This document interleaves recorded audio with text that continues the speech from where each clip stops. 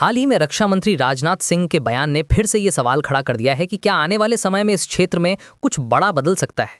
आइए समझते हैं पूरा मुद्दा तथ्यों और इतिहास के साथ। कुछ समय पहले राजनाथ सिंह जी ने कहा कि बॉर्डर्स बदल सकते हैं और क्या पता सिंध एक दिन भारत में वापस आए। ये बयान चर्चा में इसलिए भी आया क्योंकि पिछले वर्षों में सिंध और पाकिस्तान के बाकी प्रांतों के बीच अलगाव की आवाजें तेज हुई हैं। इससे पहले उत्तर प्रदेश के मुख्यमंत्री योगी आदित्यनाथ भी कह चुके हैं भारत सिंध को वापस ले सकता है।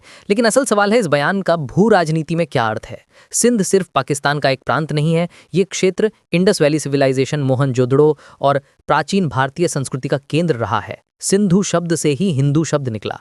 ऋग्वेद में सिंधु नदी का कई बार उल्लेख है। बौद्ध और जैन परंपरा में भी इसका खास महत्व रहा है। सिंधी भाषा एक प्राचीन इंडो आर्यन भाषा है। आज के भारतीय राष्ट्रगान में भी पंजाब, सिंध, गुजरात, मराठा यही बताता है कि सांस्कृतिक जुड़ाव कितना पुराना है। 1947 के समय सिंध की लगभग 27% आबादी हिंदू थी, यानी लगभग 11 लाख लोग। पार्टीशन के बाद लगभग पूरी सिंधी हिंदू आबादी भारत आ गई। ये कम चर्चा में रहने वाली लेकिन बहुत दर्दनाक ट्रेजेडी थी, ठीक पंजाब की तरह ही।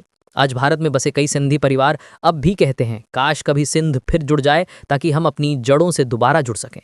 आज सिंध पाकिस्तान में कई चुनौतियों से गुजर रहा है। पानी का क्राइसिस, पंजाब प्रांत के साथ लगातार फ्रिक्शन, कृषि और अर्थव्यवस्था पर गिरावट, उर्दू थोपने की कोशिश के कारण स्थानीय भाषा दबाव में, कराची और रूरल सिंध के बीच बड़ा आर्थिक अंतर। यही कारण है कि स्थानीय स्तर पर सिंधु देश जैसी मूवमेंट्स फिर से दिखाई दे रही हैं, जैसे JSMM की रैलीज।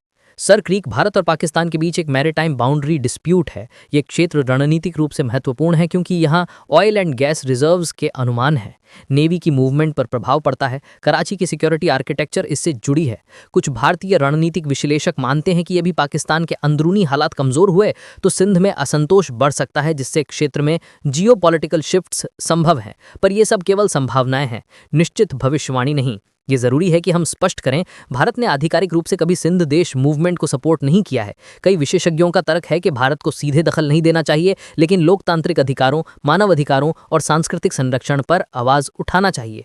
पानी, व्यापार और कनेक्टिविटी के जरिए क्षेत्र में पीस बिल्डिंग संभव है। सिंध का भारत से सांस्कृतिक जुड़ाव गहरा है, पर राजनीति हमेशा जटिल होती है।